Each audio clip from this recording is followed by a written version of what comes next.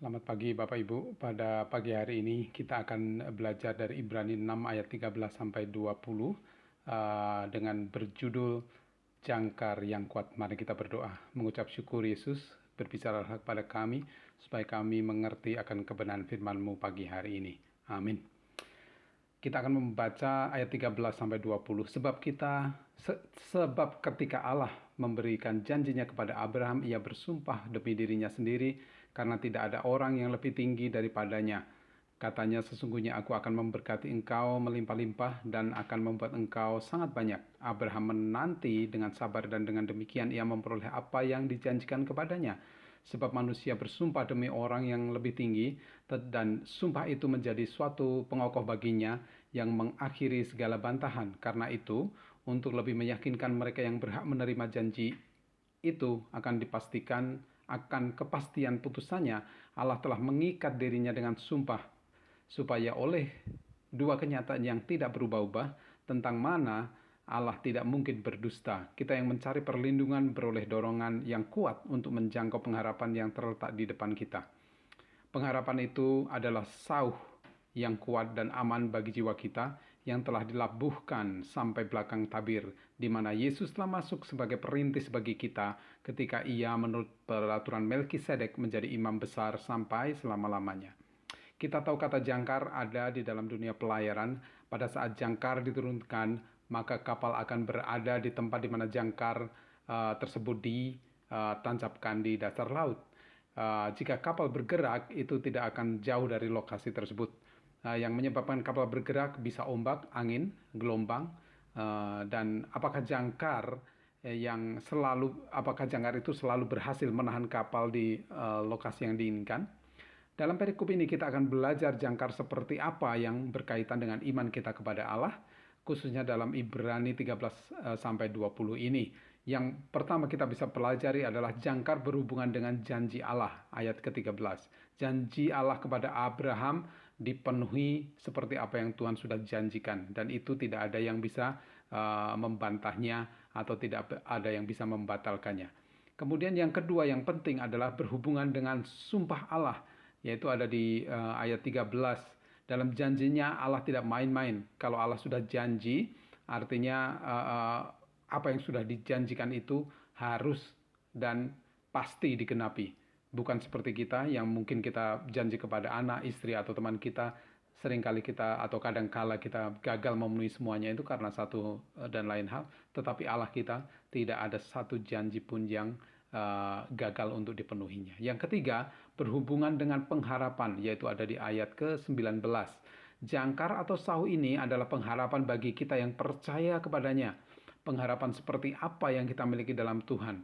Mungkin Bapak Ibu teman-teman punya pengharapan yang berbeda-beda. Tetapi pada saat Allah sudah berkehendak, tidak ada yang bisa membatalkan pengharapan itu karena Allah sendiri yang menjamin. Ya, Allah menjaminnya. Bangsa Israel memiliki pengharapan untuk masuk ke tanah perjanjian, sekalipun banyak sekali rintangan di jalan selama 40 tahun berputar-putar di padang gurun. Tapi hal-hal yang mereka lewati tidak bisa menggagalkan rencana Allah untuk membawa mereka masuk ke tanah Kanaan atau tanah perjanjian. Nah, pertanyaannya adalah apakah kita memiliki pengharapan kepada Tuhan seperti itu, atau kita hanya memiliki pengharapan tentang hal-hal yang duniawi saja, ya, artinya hanya untuk kedagingan, hanya untuk keinginan kita sendiri. Kemudian hal yang keempat yang bisa kita pelajari, hal yang penting adalah berhubungan bahwa jangkar itu berhubungan dengan Yesus sebagai imam agung yang dijelaskan di dalam ayat ke-20. Sauh atau jangkar ditambahkan di tempat yang baik tentunya, ya, untuk menjaga kapal supaya stabil ada di lokasi tersebut, tidak terbawa arus, mungkin tidak terbawa angin, sekalipun kapal mungkin bisa kebawa oleh gelombang yang besar. Tapi hal ini berbeda. Apa yang membuat kapal tersebut stabil, yaitu adanya posisi, maksudnya adanya rantai yang menghubungkan antara jangkar dengan kapal tersebut, sehingga sekalipun ada angin, tidak akan jauh-jauh karena jangkar ini menahannya. Nah, inilah yang dikatakan Yesus sebagai imam agung yang salah satu tugasnya adalah menjadi perantara antara Allah dan umat yang percaya kepadanya. Sudah kita pelajari dari surat Ibrani di pasal-pasal yang sebelumnya bahwa Yesus lebih unggul dari siapapun, lebih unggul dari Musa, lebih unggul dari malaikat, lebih unggul dari semua imam-imam yang ada. Dia sudah menambatkan sauh yang kuat di dalam kerajaan Allah.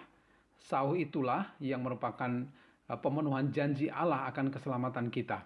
Sauh itulah yang menjadi pengikat sumpah Allah untuk menyelamatkan kita dan dengan orang yang percaya kepada Dia. Sauh itulah yang memberi pengharapan dan kepastian di mana kita akan berlabuh, di mana kita akan menuju, yaitu menuju kerajaan Allah yang kekal dan sempurna.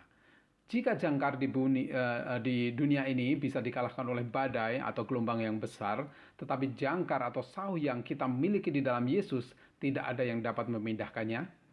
Karena apa? Karena kuasanya jauh lebih besar dari apapun yang ada di muka bumi ini. Oleh karena itu, mari Bapak Ibu, teman-teman semua, perbarui keyakinan kita bahwa kita sudah diberikan sauh yang akan membuat kita kuat, yang akan membuat kita memiliki pengharapan, yang selalu ada dalam posisi yang terhubung dengan Allah, ya, yang terhubung dengan Allah oleh rantai, oleh perantara, yaitu Yesus Kristus sebagai Imam Agung kita. Sehingga pengharapan akan masa depan yang indah bersama dengan Allah dalam kekekalan itu sudah dijamin oleh Allah melalui anaknya, yaitu Yesus Kristus sendiri.